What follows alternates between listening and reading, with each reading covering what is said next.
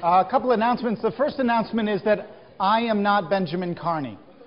You probably noticed the difference, adding 10 years to Ben's age. That is me. My name is Thomas Bradbury. I'm a professor here in the psychology department, as is Ben. I'm a colleague of Ben's. And I study close relationships, as Ben does. I am the co-author of your reader. So all of the chapters that Ben did not write, I wrote. So you will have already heard my voice if you read Chapter 1. And I hope you have read Chapter 1, by the way, because we're already on Chapter 3. So I am very familiar with this material. I will try not to screw up Ben's class too much. The reason I am teaching is that his wife is on the verge of giving birth to their second child. He called me this afternoon, later this morning. So I pulled together Ben's slides, looked at my notes, and here I am ready to talk with you about close relationships and intimate relationships. And what I'd like to do today is take you through the second part of the theoretical material. But before that, I want to give you my understanding of where the class should be at this point. And prior to that, I just want to take you through a few quick reminders. The first is that as in the class when I teach it, and I most recently taught this class in the fall of 2008, there is a writing assignment. Probably better to start sooner than later, especially as we all know what happens during midterm week. Keep up with the reading. We have written these chapters over many years, and they are getting shorter and shorter, but they're still not really short. So there is some work to do, and I hope you'll stay up on those. You probably all know that the slides are available for downloading, and I hope you have a version of those with you. Also, I think you already know, I hope you know, that there are videotapes associated with, I believe, virtually every lecture. These are videotapes that Ben and I produced with actually a former student at UCLA. And so I hope you look at those either right before or right after a given lecture.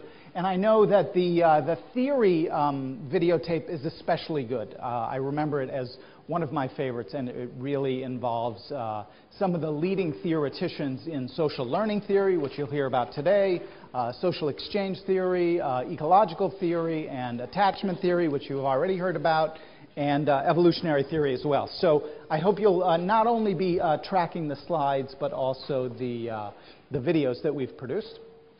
And let's see what other announcements I wanted to make. I'm a clinical psychologist. Ben Carney is a social psychologist. Professor Carney is a social psychologist. And we're certainly both within the discipline of psychology and even closely allied within the discipline of psychology.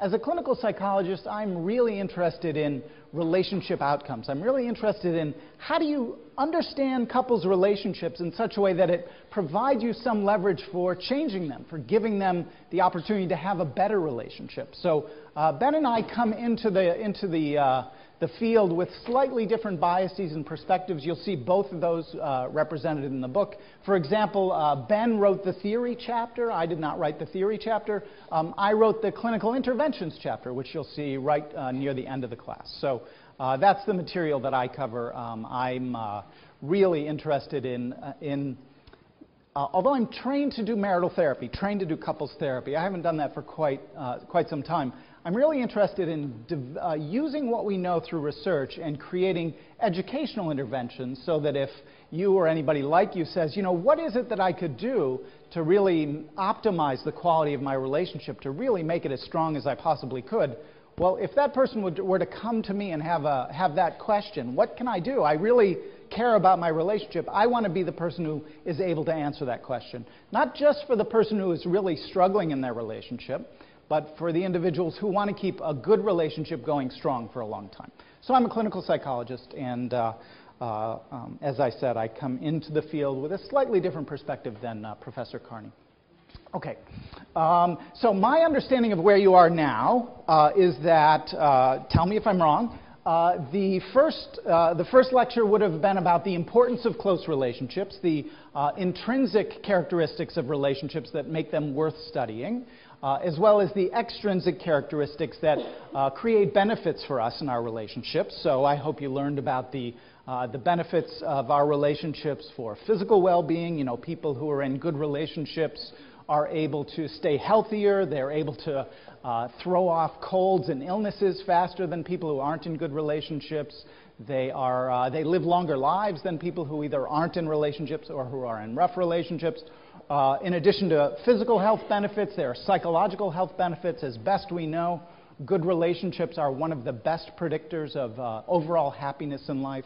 We know that relationships promote financial well-being. In fact, you probably know that the best predictor of poverty in this country is not education, it's not ethnicity, but it's whether or not you're divorced. When you get divorced, at least for a short period of time, you take a very big financial hit. So good relationships allow us to accumulate health and wealth and well-being, and they also are beneficial for our children. And you'll probably learn, in fact, I think I'm the person who's going to be teaching you about the effects of relationships on children.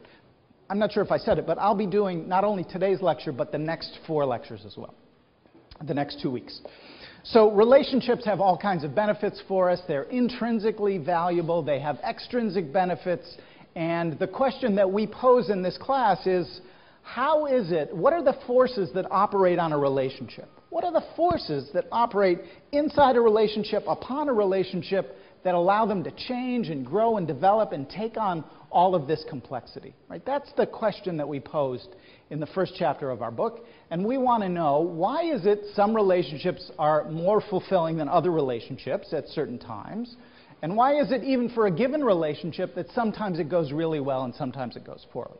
And in order to understand that, you have to understand how people get into relationships, what they do when they feel stress within the relationship, and all sorts of other things that you'll be learning about in this class.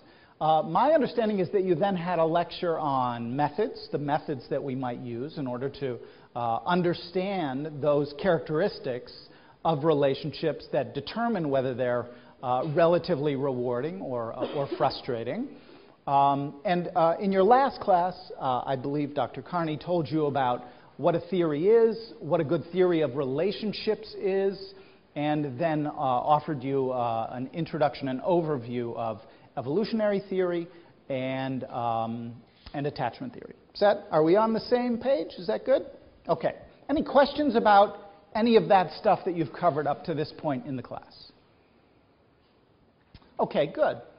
Well, today I'm going to talk about 3 other theories. And when I think about theories, I don't know what Professor Carney said, but when I think about theories, I think of having on a sort of a distorted pair of goggles, or having a kind of a caricature of some phenomenon. And by that, a caricature, it's like a political cartoon, or if you go down to Venice Beach and you have somebody draw your picture down on Venice Beach and they distort your features, and if you've got a big nose, you have a huge nose in your caricature, right?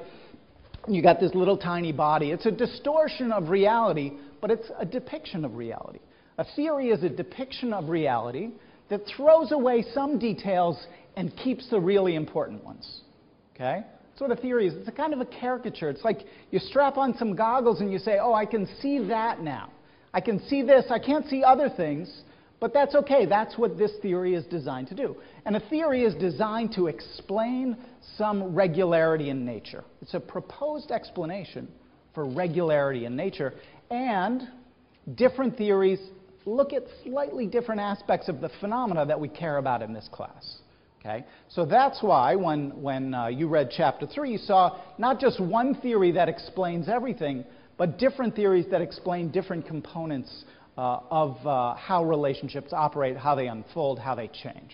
Okay? So our job in your last class and today's class is to give you a good representation, a good understanding of what it's like to strap those goggles on, what it's like to be that person who says, I see the world through attachment theory. That's how I see the world. Or I see the world from an evolutionary point of view. And today we're going to see the world through 3 points of view. The first one is going to be social exchange theory. Social exchange theory goes like this.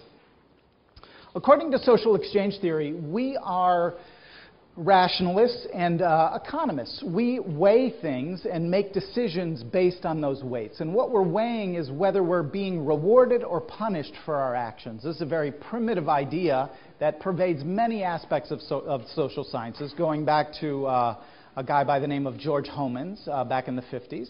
And the idea is, in social exchange theory specifically, that as we apply that idea to relationships, is that partners evaluate the rewards and costs associated with being in a relationship, along with barriers to leaving the relationship and the available alternatives. Okay? So we as relationship partners, this is the goggles that I'm asking you to put on right now. We as relationship partners are always sort of evaluating things. We're always judging the relative rewards that we get as compared to the cost that we're dealing with in our relationship. And as we make some decisions about our relationship, we're also thinking about what our alternatives are, what my expectations are for a relationship in general, what some of the barriers are that keep me in this relationship. Okay? And one of the important things that you want to take away, in addition to that sort of characterization of social exchange theory, is the idea that satisfaction within a relationship, or how happy you might think you feel in a relationship, is not the same thing as whether or not you want to stay in a relationship. That becomes one of the real interesting and important contributions of social exchange theory. This is a picture of Harold Kelly, a very famous social psychologist here at UCLA. He passed away maybe 5 years ago now. And he was one of the foremost figures in social exchange theory, along with his colleague John Thibault. So this is the general portrait of social exchange theory that I want you to have in your head as we move forward. I should also say that I have annotated Dr. Carney's slides just a little bit, but I haven't deleted anything. So if you see things on the slides that aren't in the versions that you have printed out, they're just a few notes that I added in because I like to add notes into things, and it helps me to keep them in mind as I'm talking to you. But there's nothing fantastically new. It's all really from the readings that I hope you have done or will do soon. And here's the idea. People evaluate and make decisions about their relationship the same way that they make economic decisions, right? And we call this combination, this weighing of rewards that we get in a relationship against the costs in a relationship, we define that as the outcome, okay? And that's kind of an important concept. It turns out to be an important building block for a couple of ideas that you'll see in a moment. So our outcome, how we're evaluating the relationship, is really the difference between the rewards we're getting, subtracting off the costs that we're also having to deal with. And these are some of the notes that I added. So what are the rewards that we get out of relationships? Well, you know the rewards we get out of relationships. We get material gains. It's good to be in a relationship because now it's not just you feeding yourself. Now there's another person and you're feeding one another, right? There's an economy of scale of relationships that is wonderfully powerful, and that's from a strictly true economic point of view why relationships are so valuable. By the way, this is why our federal government cares about intimate relationships. Our federal government doesn't care about intimate relationships because they want everybody to be happy. That's sort of a nice byproduct. Our federal government invests a lot of money in various ways, and more recently than in the past, in intimate relationships in order to keep people together. Because when people separate, when their intimate relationships end, there is a lot of fallout, and the person who is the entity that's paying, that's footing the bill after a divorce is usually our federal government. Our federal government is very interested in keeping relationships together because they're very expensive when they fall apart. So this is a representation of that exact fact, is that we, when we're in relationships, gain materially. There are financial advantages. There are gains in status to being in relationships, generally perhaps, and maybe within your family. There are emotional gains that we get in relationships. There are many, many, many kinds of rewards that we accrue for being in relationships. You can think of many on your own. One important consideration is that the rewards that one person experiences in a relationship obviously are kind of different from the rewards that somebody else is experiencing in a relationship.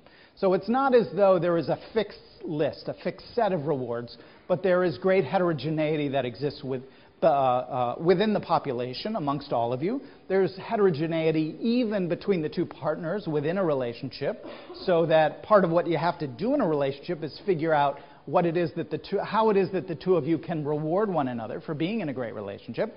And also, even for a given person, there are different rewards over time. So that early on in your relationship, you might find one thing rewarding, and then later on in your relationship, that may not be so rewarding at all. Cost, you can also think of pain from being hurt in a relationship, the risk of being betrayed in a relationship. Later in this course, you'll learn a lot about physical abuse in relationships, the suffering that comes from not being as fulfilled as you had hoped to be. So these are some of the costs of relationships. Again, these are going to vary systematically within a population. There are also lost opportunities. For most of us, when we tend to get into relationships, we tend to get into monogamous relationships. That's not always the case. But when you have a relationship like that, that does mean that you are not in a relationship with somebody else, and that can be perceived as a cost. Okay? So this is the building block, this idea that there are outcomes, that we evaluate the rewards that we're getting in relation to the costs that we're having to confront. And it's important to recognize, and the book points out quite clearly, that the outcomes that you are sort of tabulating in your head is different from the level of satisfaction that you're experiencing in your relationship. Okay, satisfaction is not the same as an outcome. Outcomes are building blocks for satisfaction, and that goes like this. So here you see the third line down, that satisfaction, how happy you are in a relationship, is not just the balance of getting a lot of rewards and not having many costs. That's important. You want that.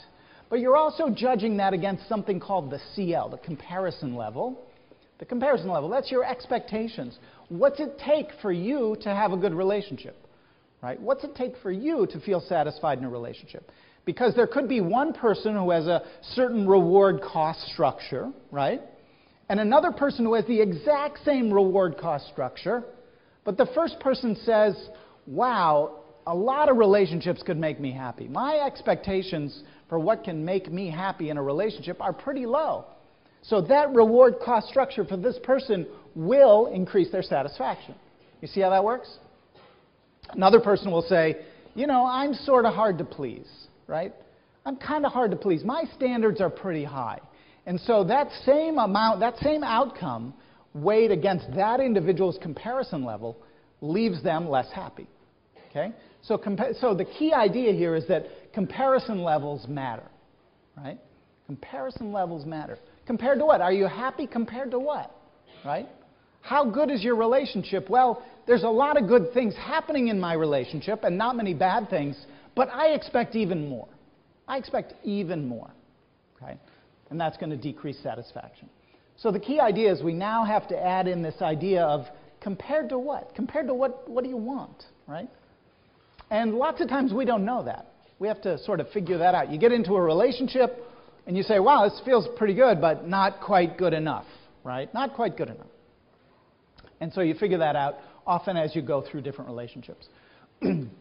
Now, the point I made earlier is that satisfaction, how happy you feel in your relationships, which, as I've just said, we define as the discrepancy between the outcomes that you're getting and your comparison level. That level of satisfaction, how happy you feel in your relationship, is different from whether or not you want to stay in that relationship.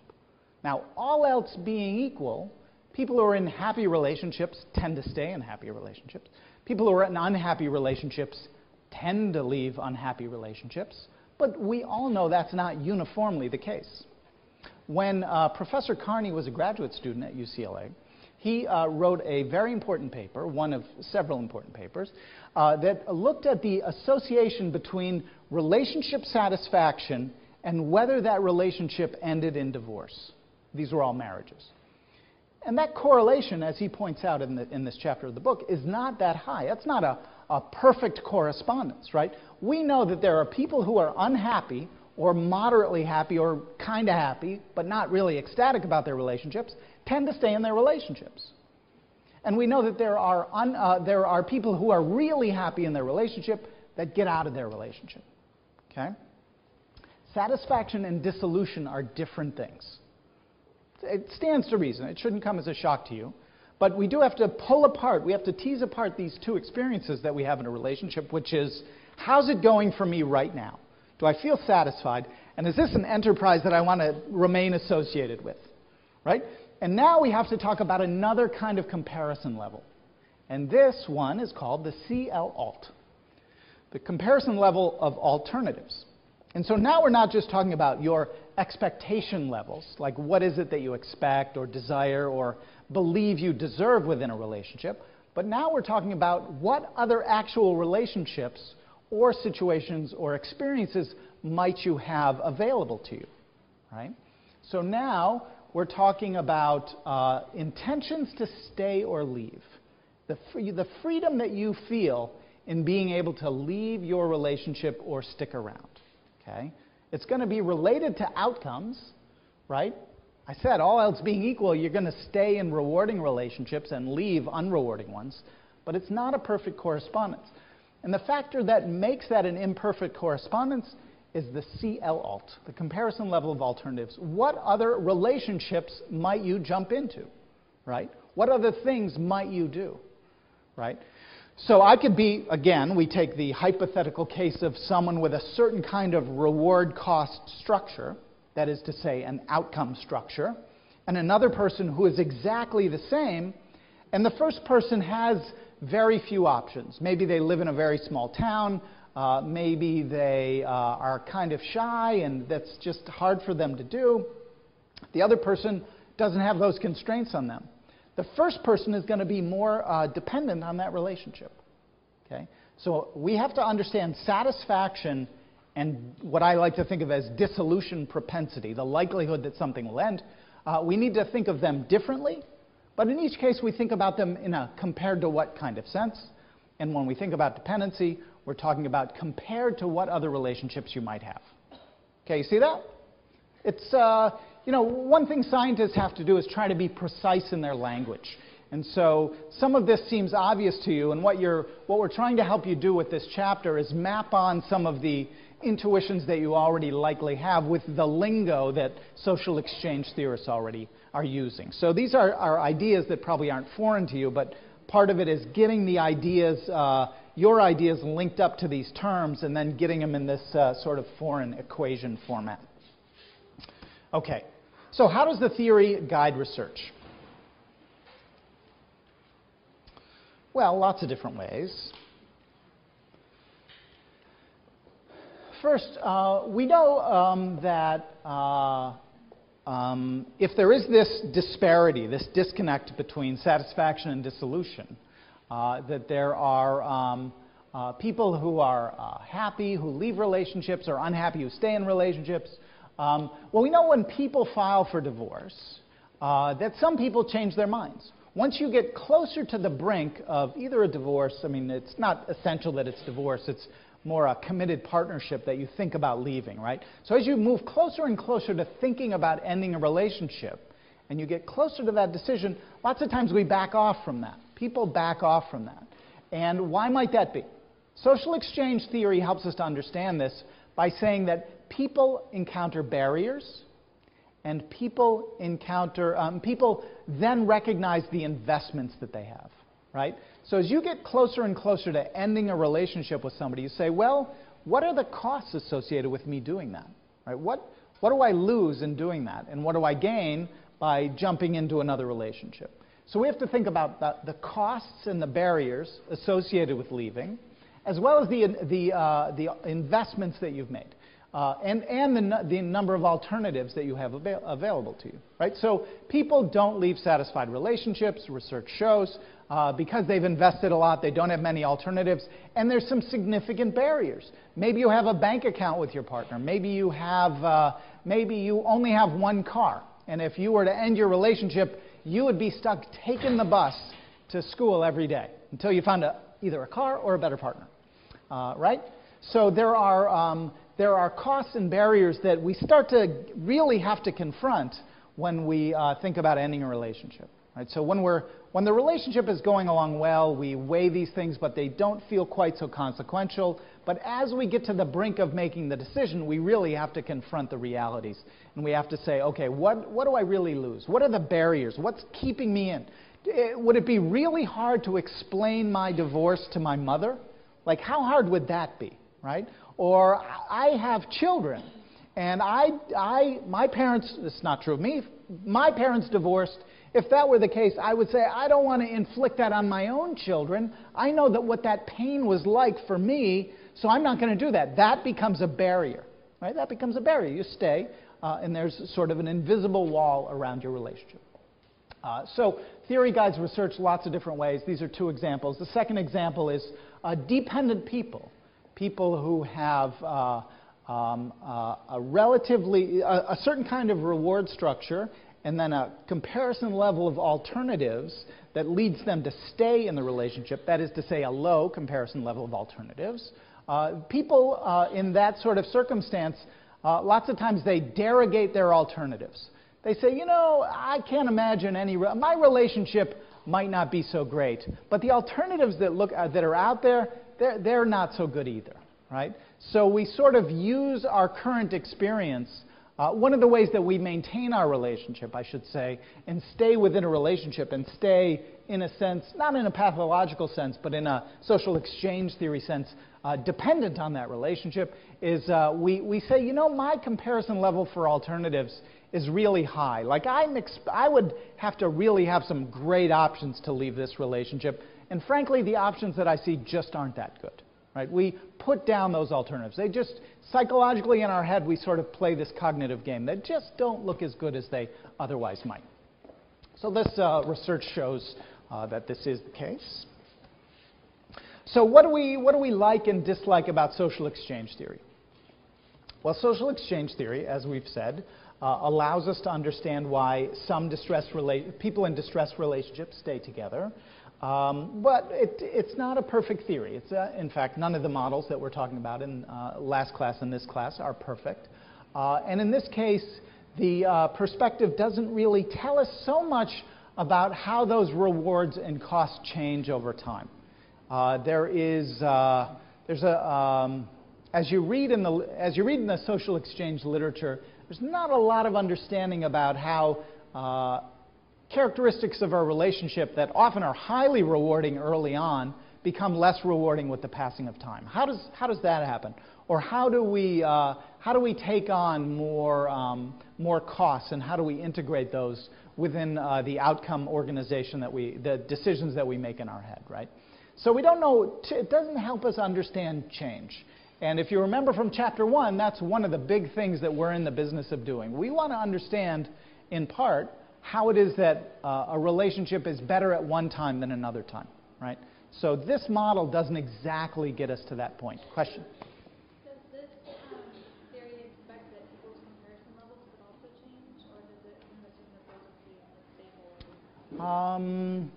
I think the question is, do CL alts change? Does the alternative change? And I think the answer is yes. I think people alternatives or their expectations? Any of the comparisons can change.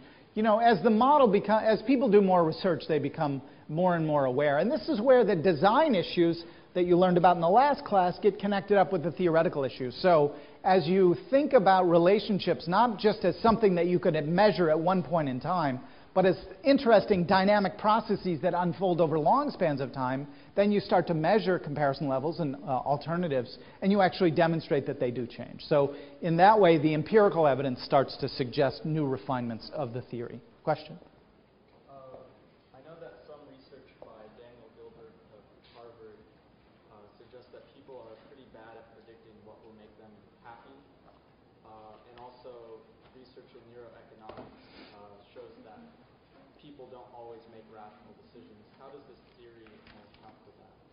Well, that work is, this model is from the 50s. So these are concepts that really emerge from fairly basic ways of thinking about economics and don't really incorporate these new ideas. But that would lead us to think that it would lead us to, I think, really draw an underline under this point that our rewards are going to change.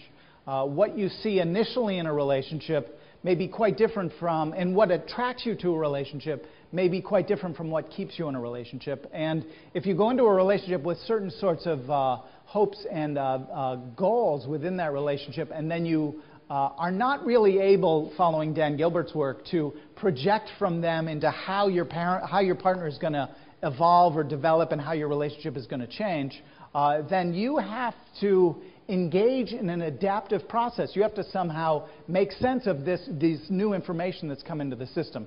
That is largely outside this theoretical perspective. In fact, the next theoretical perspective that I want to talk about, social exchange theory, really gets after these interpersonal processes a bit more directly.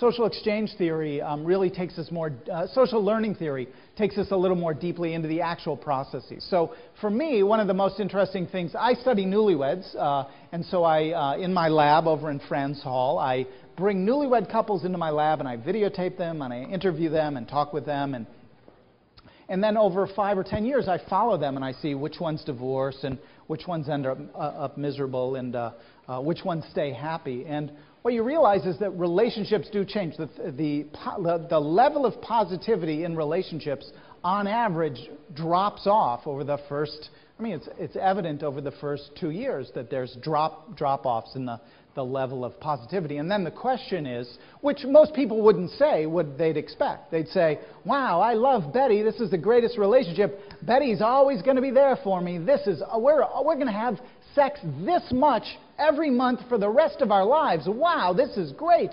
I can't wait. And then lo and behold, that doesn't happen, right? And I think that's one of the tricks that nature plays on us, is that nature wants us to be in relationships, right? We're in relationships, as you learned in chapter 1, in part to procreate, right? Nature has given us that capacity, and we sort of lose track of the idea that what has to happen is we have to sort of adjust to the realities that then come online, right? Relationships, good relationships are ones that you say, some couples, and I've had couples say this when I've done consulting work with them, say, it's just not the way it used to be. And I say, well, someone promised you that? Like, I don't remember, did someone guarantee that your relationship wasn't going to change? The question isn't, does it change or does it not change? The question is, how do you adapt to this new reality, right? What sort of characteristics can you create within your relationship? What is sort of the new interactional processes that you can put online to say, wow, we don't do this so much anymore, but this new part has opened up in our relationship. And that's the task in relationships, right? That's the adaptive challenge in our relationships. Social learning theory, which I want to talk about next, gets us a little closer to that.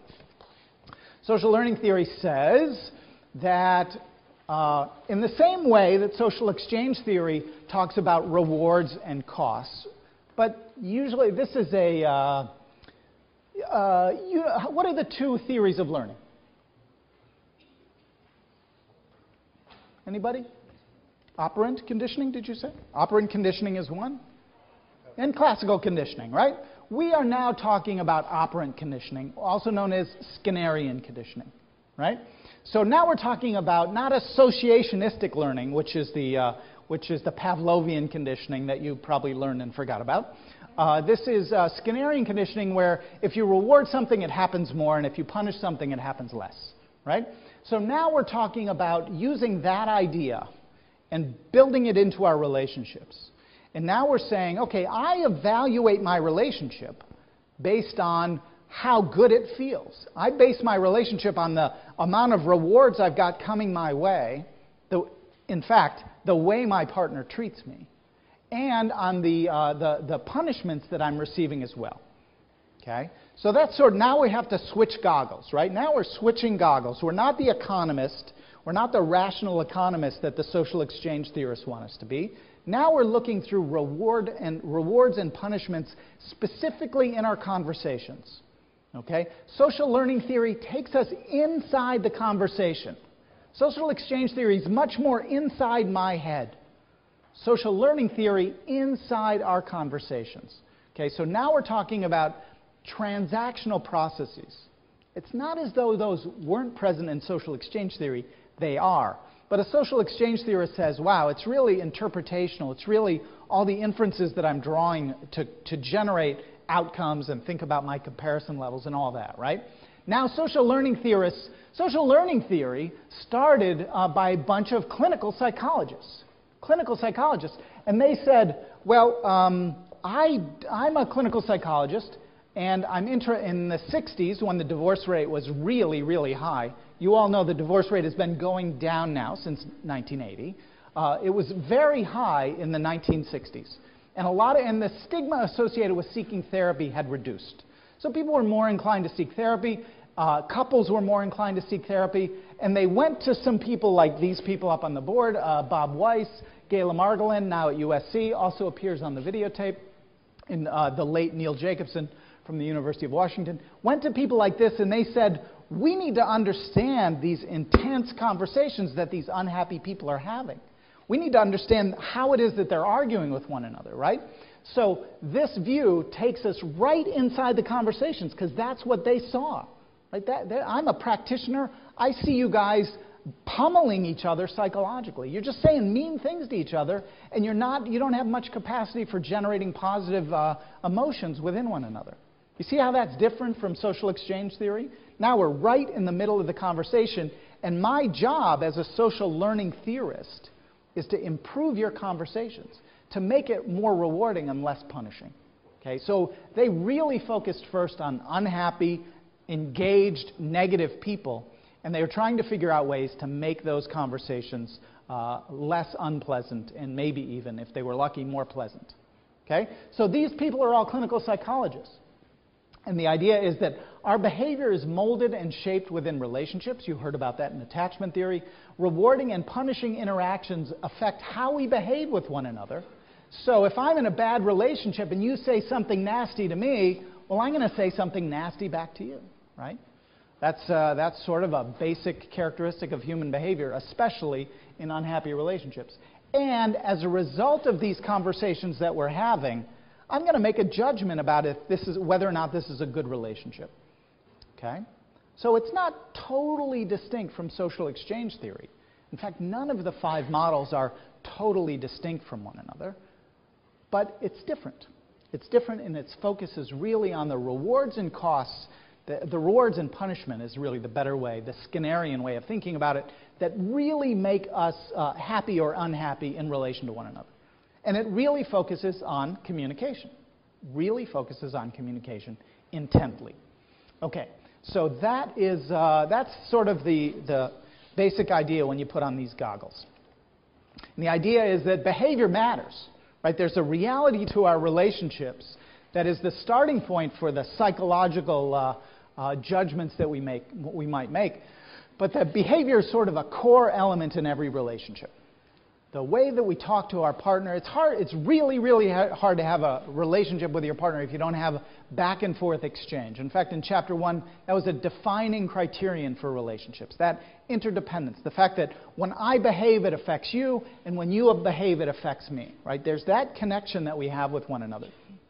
So behavior is the final common pathway that gives us some insight into how a relationship is going to evolve and change.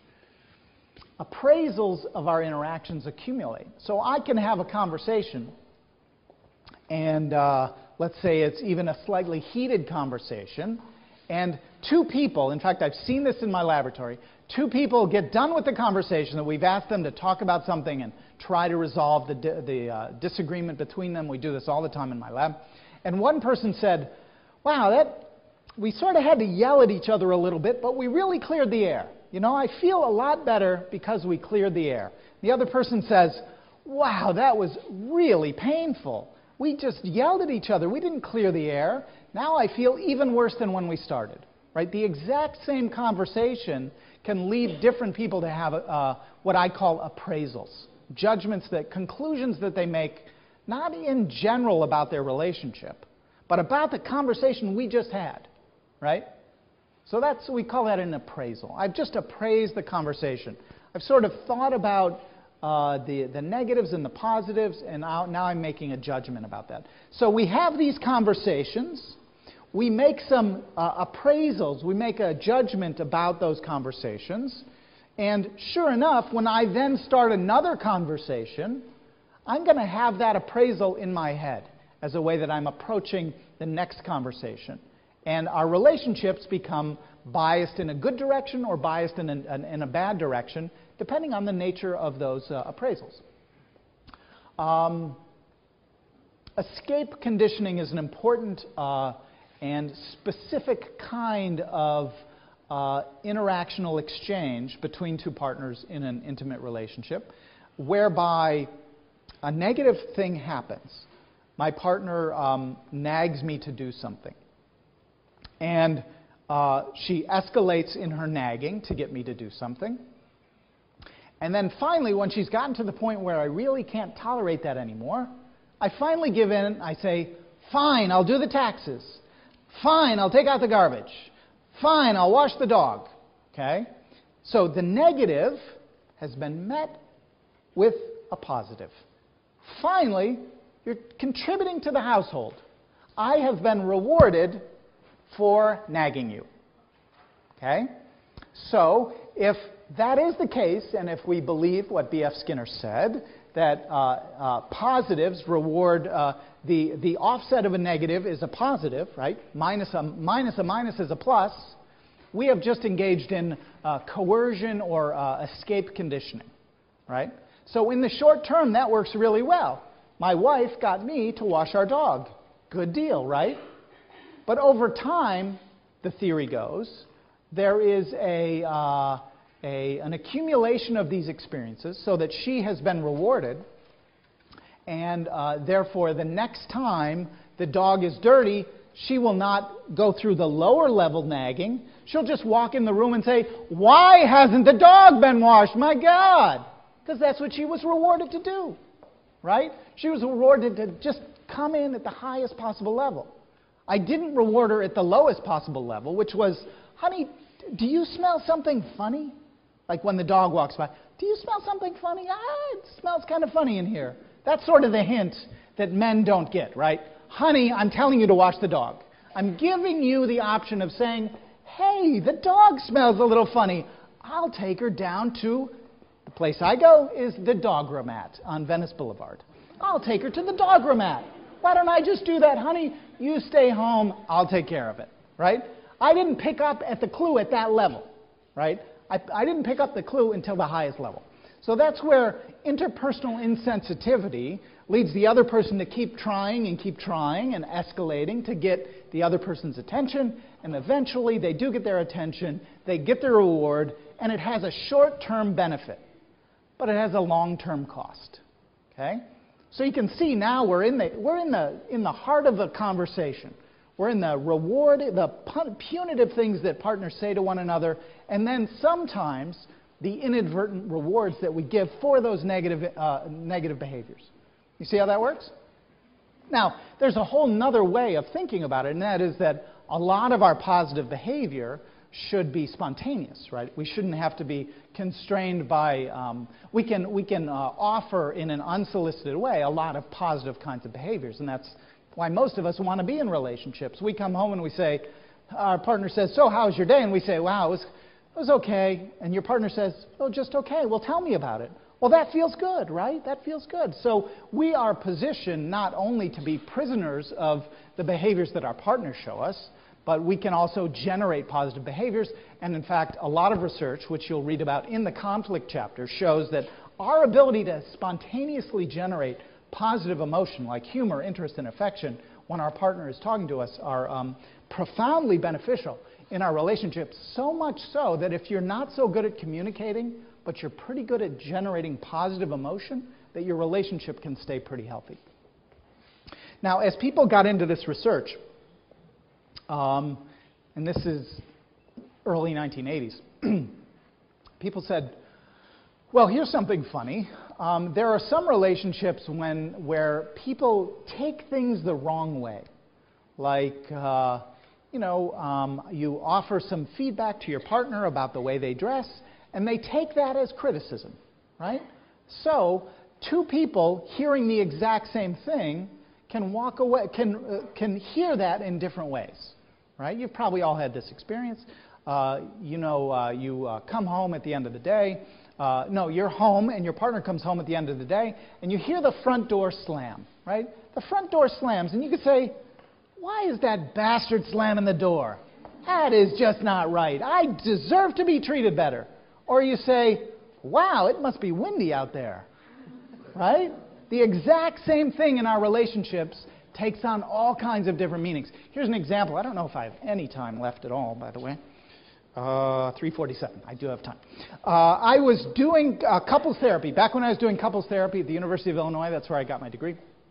A young couple was, they'd been living together for quite a while, and they were wondering about whether they should get married. And so they came to me, a 26-year-old graduate student who knew nothing at all about this, but, you know, you pretend. When you're learning, you pretend. And eventually you kind of get good at it. And so they're talking, and the wife said, you know, honey, I'm not so sure about this relationship. And this was in the hot summer in central Illinois. Have any of you ever been to Champaign, Illinois? More power. Oh, you have? Why? What's that? Your boyfriend goes there. Wow. Champaign, Illinois is the flattest place in the world. Am I right about this? It's the flattest place in the world. When your dog runs away in Champaign, Illinois, you can see it for like 4 days. It's really true. It's very flat. Like you can see all the way to Chicago almost. So anyway, hot summer, central Illinois. And the woman says, honey, I'm not so sure about this relationship. Like the level of physical intimacy in our relationship has dropped off really quickly in the last, month or so. And the husband, I'll never forget his face, or the husband-to-be, I should say, the man, said, I thought we weren't having sex because the air conditioner was broken. The exact same event, and he's oblivious, like, oh, it'll cool off eventually, and she's going, our relationship is going down the pot, So eventually people then added, the original version of the model was really overt behavior. It was really the observable characteristics of behavior. Then as the model evolved, it took on more of this cognitive component. Not in the same way that social exchange theory had, but in an interpretational sense, in the sense that within a relationship, the exact same event can take on different meanings, okay? So that when you're in a relationship, you have to understand that the way you see things is different from the way your partner sees things, right? Or that two people in different relationships will see the exact same thing in different ways as well. Okay, so that's a little bit about social learning theory. What do we do with social learning theory? Well, we spend a lot of time looking at people talking to one another, and we've developed really good dictionaries for understanding communication when people engage in communication on either solving problems or talking to one another about daily events in their lives. Because most of this emerged from clinical psychology in the 70s and 80s, most of this has been conflict-oriented. The idea was that conflict and mismanagement of conflict was really the true cause of distress in couples' relationships. So people said, well, if I need to look at the rewards and punishments that people are delivering toward one another, I need to look at that. I need to see them talking to one another and look at that. And we've now developed really good technologies it's expensive and time-consuming, but we now have really good technologies for looking at couples' conversations and then quantifying communication. And so, as Ben has outlined here, there's a kind of study called the talk table study, which was one of the first studies that got people to start thinking about cognitive processes with a talk table. One individual in a relationship, it's sort of artificial. One individual is sitting down across from their partner, and they've got two buttons in front of them. And one button says intent, and one button says impact. The other person has the exact same setup, right? They're in a laboratory. And one person says, honey, I would like to spend time with my family over the holidays instead of your family over the holidays. And then this person is asked to say, well, what was the intent of what you just said? That was just a neutral statement of what I wanted. So that's neutral, right? My partner then hears this and says, well, that's pretty negative. They don't want to spend time with my family. That's a negative, right? And then partner then says, well, when are we going to spend time with my family? And she then says, here's my intent. That was a neutral statement. And the guy on the other side says, that wasn't neutral. That was critical. When are we going to spend time with my family? you're always whining. Why are you whining? That's a negative statement, right? So you can pull apart in a relationship the intent behind what you're trying to say. And I think we've all had this experience, right? We're trying to say something nice and your partner distorts it, right? Almost always in a negative direction. And we can look at the relationship between the intent and the impact, right? And happy and unhappy couples don't differ in their intent. Everybody tries to be nice, but the impact turns out to be negative, right? The impact in unhappy couples tends to be way more negative than the impact in happy couples. So you can pull apart the conversational sequence. And this is one way to disentangle some of those elements that social exchange theory tells us we should be doing. Observational coding, I've sort of already alluded to. We videotape people. We put them in a laboratory with their permission. We say we'd like you two to talk with one another and work toward a resolution of some problem. Go ahead and identify a problem. Then you leave the room and you'll let them talk for a while. And you see how well they handle that sort of task. Then you can create other kinds of tasks as well. And then trained coders look at those videotapes and quantify the rewards and the punishments and especially the emotional quality of those behaviors. Negative reciprocity is another sort of interactional exchange. It's really something that we've learned about as a result of observational coding. And this is the idea that in unhappy couples have a lot of structure in their conversations. There's a high degree of predictability that if one person says something negative, the other person will say something negative as well.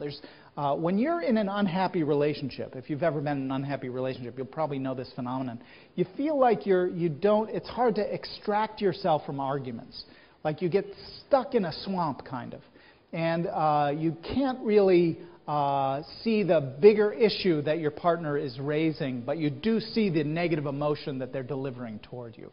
Happy couples are able to break that negative reciprocity. You know, they're able to say, Joe's a little bit unhappy now. It's not going to do me any good to start screaming back at him. I might even want to try to understand him. So instead of saying, oh yeah, I'll say, tell me more about it, right? Unhappy couples get locked into a high degree of structure, a high degree of predictability, and it's hard for them to extract themselves from that negative emotionality. And this is what we've learned from, one of the many things that we've learned from social learning theory, is that negative reciprocity is kind of a hallmark, kind of a signature of an unhappy couple. And their arguments they get more locked in, they get more entrenched, and there's more behaviors, there's more exchange behaviors in a disagreement sequence among unhappy couples than is the case with happy couples. Happy couples argue. It's not the case that they don't argue. Happy couples argue, but they're able to extricate themselves from the negativity much more quickly. Now, this idea that that our behaviors are in part a product of the rewards and punishments that we're delivering toward one another, and that there are interesting kinds of experiences like that coercion sequence that I mentioned to you a minute ago. This idea implies a very powerful idea of its own, and that is that if you only communicate better, you will have better relationships. In theory, we should all be trainable, we should all be educable in how to have a better relationship if we only deliver fewer punishments and more rewards, right? So this is a kind of a technologically simple idea that if you do this in your relationship, you should experience better appraisals after each conversation and then higher levels of satisfaction. And that's a complicated idea, it turns out. And you'll talk a lot about that in the intervention segment of the course. But it is an idea that has gotten a lot of play in the public policy circles. And right now, there is something called the Healthy Marriage Initiative that is funding a lot of projects to try to understand whether or not that's the case, whether that is the way to make relationships stronger. So this has all kinds of interesting implications, and probably best to wait so you hear the full story on those. You could imagine that if these clinical psychologists were in a room and they heard all of these exchanges of punishment and punishment and punishment and not much positivity, not much reward within these conversations, that they would develop interventions exactly around that idea. Like, how can we break these cycles? And there were many, many studies to test that idea. And it turns out, I'll just foreshadow where that later lecture is going to go. It turns out that here's what happened. People would end therapy successfully, and they would say, wow, we're really good at solving our problems. We don't punish each other when differences of opinion come up. On the other hand, I really don't like my partner, right? I don't like them. We communicate really well, right? But I just don't like them, right? So you can get really good at not being punitive and get good at solving your problems in a conflict-free way, but it doesn't mean your relationship is great. It doesn't mean it's the relationship you want to be in. So anyway, you'll hear tons more about that in the second to last chapter in the book. Okay, so what does social learning theory help us to explain? It helps us to explain how satisfied relationships change. Negativity accumulates. We get used to the positives in our relationship, and they take on less and less significance, but negativity can accumulate. And if you don't take care of that, it'll accumulate, and you'll pay a price for that. And if you take this coercion idea really seriously, it means that some of it might even happen outside your conscious awareness. Like, you don't quite realize what's going on sometimes. And you don't realize that effective communication, especially if you've been in a relationship for a while, not like a year, but 5, 10 years, 20 years like me, you have to sort of put some effort into it. And if you don't really sort of take stock and think about what you're doing, you get stuck in a rut, and then you don't sort of leave yourself options for being rewarding in your exchanges. That's a really important element in social learning theory. What's it leave out? Why is it that some people are more negative than others in their communication? Where does that come from? Social learning theory does not care. We don't care. We just care that this is what you have to change. Right? If you want a better relationship, this is what you have to change. This would turn out to be a very significant flaw, and you'll see in the treatment lecture why that is. And can people who are distressed ever get happy on their own? Like, how is it that if you have a certain degree of skill, like if you have a certain capacity for being rewarding or punishing, and that over time accumulates to be detrimental to your relationship, how do you, if that's your skill set, how do you get out of that, right? If your relationship is gradually dwindling and the quality of that relationship is gradually dwindling, how do you, without therapy, without a therapist coming in and saying, you guys, you're really not being very rewarding toward one another. This is really a punitive kind of experience. You realize that you're not saying very nice, sweet, sensitive things to one another. In the absence of that sort of intervention, it's not really clear how a couple would sort of extricate themselves from their relationship difficulties, and yet we know that happens. Okay? So that's social learning theory.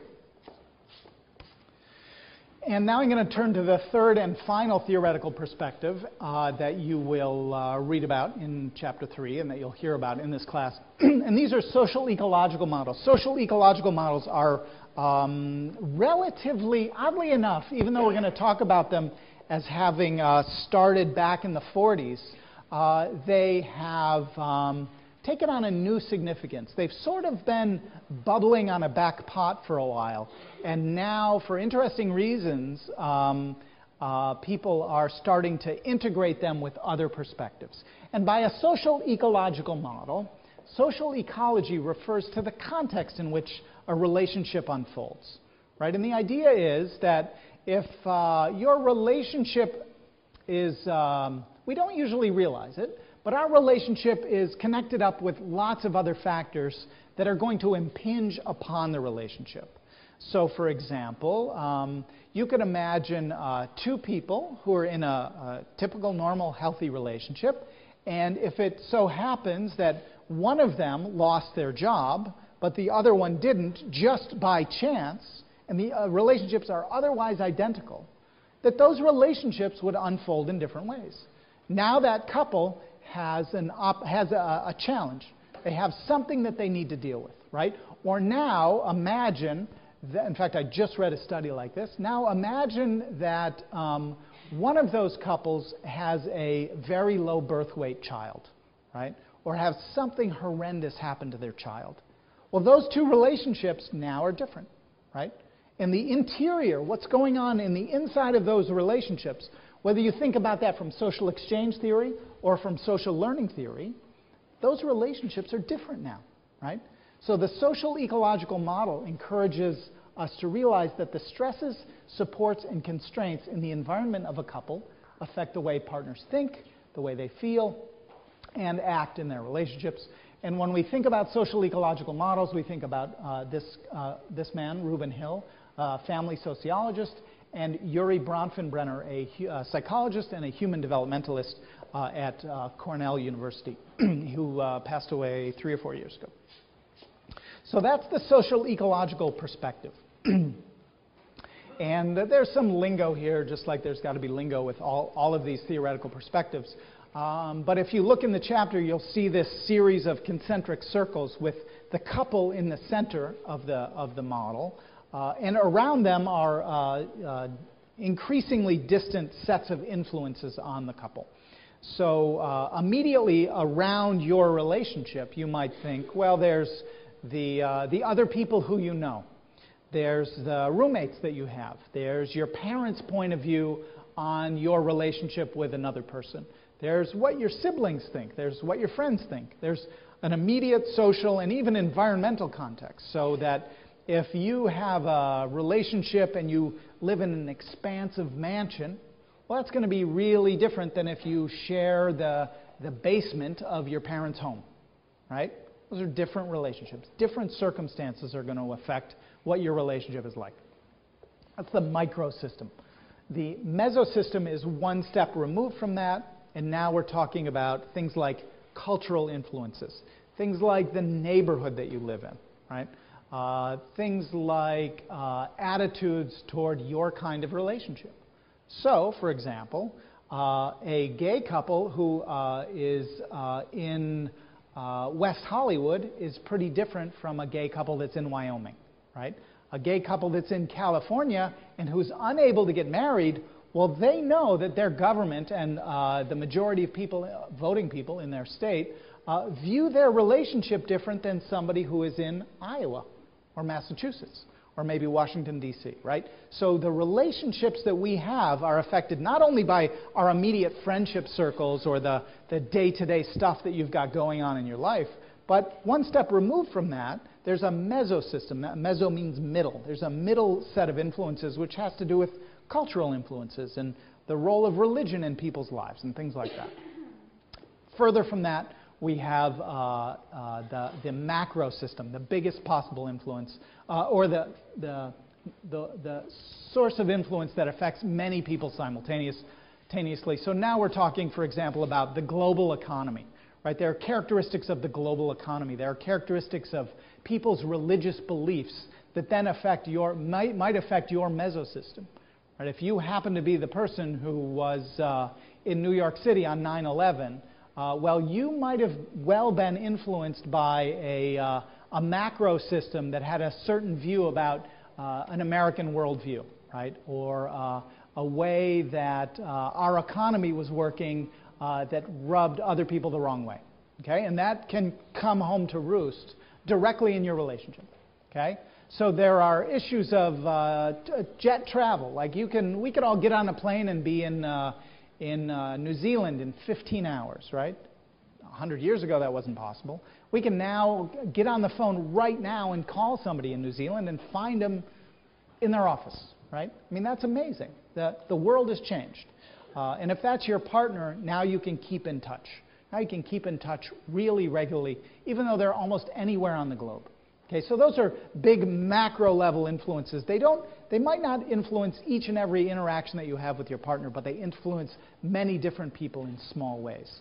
So that's especially what is called a Bronfenbrennerian perspective. That's Yuri Bronfenbrenner's model of relationships. He didn't mean for that to involve couples so much. He was thinking more about children, but it's been adopted by people like me in the relationships field because it really helps to contextualize people's relationships. And we know, for example, that people who live in rougher neighborhoods engage in marital interactions that have more conflict and more tension and less warmth in them. The actual communication between partners in a relationship is indeed affected by the context in which they find themselves. There's the ABCX model, which Hill proposed back in 1949. And here the idea is that when you're trying to understand adaptation to some sort of event that disrupts your equilibrium, like the loss of a job or a sick child or whatever that might be, that we have to understand that in relation to three things. The nature of the stressor itself. There's great variability in stressors. The resources that an individual or a couple has to deal with that stress, and then the interpretation that they make of it, right? And then the double ABCX model is basically the same thing. Ben outlines this quite, Dr. Carney outlines this quite well in his chapter. But the double ABCX version now says we have to add a temporal dimension to that. That's a fairly static point of view, as though things don't change much. But we know stress accumulates, and we know it's harder to deal with stress when you've got a lot of stress as opposed to just one acute thing that you're dealing with.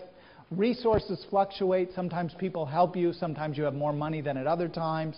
Sometimes you can turn to other people for help. And interpretations change as well. Right? So what seemed like a chronic stress, what seemed at first like an acute stress that you're going to be able to deal with, well, now it feels like a chronic stress. We just can't shake it. You know, we thought it was just going to be a temporary thing when Joe lost his job, but wow, now it's a chronic stress, and we have to adjust to that. Let me just finish up here. Measuring reactions to stress. So the key idea of the social ecological perspective is that we cannot understand relationships without understanding all of the other things that happen. If you pick up virtually any self-help book on the shelf, it's always going to tell you about communicating better. The way to have a better relationship is to communicate better. But a big part of what we do in our daily lives in established relationships is manage stress.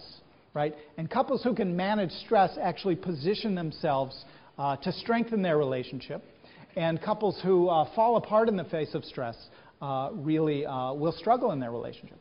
So stress can be, the social ecological perspective is really key for drawing attention to this very basic and central element. And in fact, 2 days ago, the New York Times had a special little section about the role of stress on couples' relationships and whether this was seen as something that couples in general would be able to ride through, or whether this really foreshadowed some very difficult times ahead for couples and families.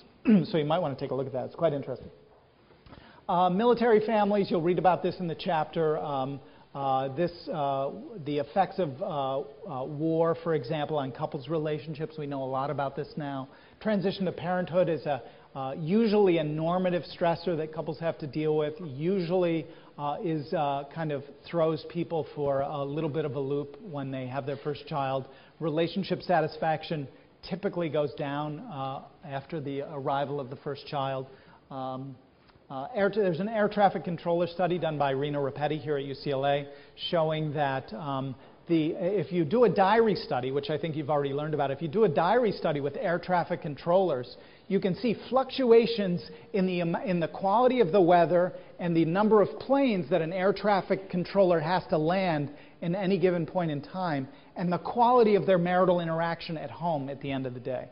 So you see most of them were male, these air traffic controllers disengaging from their family on the high stress days relative to the low stress days. And then the adaptive response on the part of their partners was not to say, hey, you got to get involved in the family. You know, you got to pull your own weight in this family. We've got kids, we've got homework need to get done. The adaptive response is to recognize that this might be going on with your partner, a cognitive kind of process, obviously, and then support them rather than criticize them. So we can see fluctuations in environment, circumstances, weather, and the number of planes that someone's trying to land, and the quality of the interactions within their relationship. That's the power of the social ecological model. And so this perspective really forces us to take culture and SES seriously, because we do know, for example, I was just reading a paper this week that that European American and Asian American people seek social support in different ways, for example, that it can be easier for European Americans to seek help for a problem whereas at least within the research that Shelley Taylor and her colleagues have published, suggests that individuals with who are Asian American don't want to burden another person, so they're much less likely to sort of ventilate their feelings. So we know culture is yet another one of these factors in the set of concentric circles that impinge on people's relationships. So crisis theory, social ecological models, very good at telling us about why vulnerable relationships are going to break up. Vulnerable relationships are going to break up not when things are going well, right? Not when things are going well, but when stress really hits, right? And one of my colleagues, Phil Cowan, formerly at UC Berkeley, he says, you know, if everybody's riding on a bike and everybody's sort of on a flat terrain, well, you can't really tell who the good bike riders are and who the bad bike riders are. But if you send them up a hill, now you figure it out. Now you find out who can really adapt to the new stresses and strains. And stress is like that in couples relationships. Stress is like now you're going to go uphill. And some people are going to just keep on the same path and they're just going to keep cranking away because they know how to do that and they're unfazed by it. Other people are really going to struggle and they're going to fall back and they're going to be way back in the pack. So that's what crisis theory helps us understand, is that vulnerable relationships are going to break up when they start going up the hill. When that first child arrives, or when that child arrives and they're sick, or when Joe loses his job, or something catastrophic happens. What does it leave out? We don't know a lot from this perspective about where resources come from. Why is it that they sort of just are posited as an entity that exists, and we need to learn more about where those resources come from and how people generate those resources, right? People in good relationships invest a lot in their resources knowing that they may not need them for a while. So, you know, you help other family members with struggles and strains that come up so that you know when you're in that position that you've sort of nurtured the social network around your relationship. And if you've been loaning somebody money because they needed it when they were in a tough period, well, now chances are good that you can call back that debt. And when you get into a rough place, you'll be able to get the support that you need. So social ecology theory is still coming to figure that out.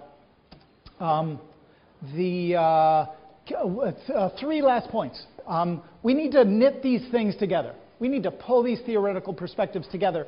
And you're going to see tastes of them. You're going to see little hints of these models as we go through. Like when we talk about physical aggression, we're going to talk about attachment. We're going to talk about social exchange theory. You're going to talk about social learning theory. So you have to, you'll hear different hints of these different models, but they are not yet in a comprehensive version. We have a lot of different tools that allow us to learn new things about relationships, and that's going to force us to develop better theoretical perspectives. But right now, what you've heard about are some of the big picture ways of thinking about relationships, and you'll hear a lot about them, and we'll develop them in lots of interesting different ways. We'll learn about specific models of social support, specific models of disclosure, for example, specific models about how gender works in relationships. And in fact, that's what I'll talk about on Wednesday. We'll talk about sexuality, sexual orientation, and gender. Thanks for your attention. I will see you Wednesday.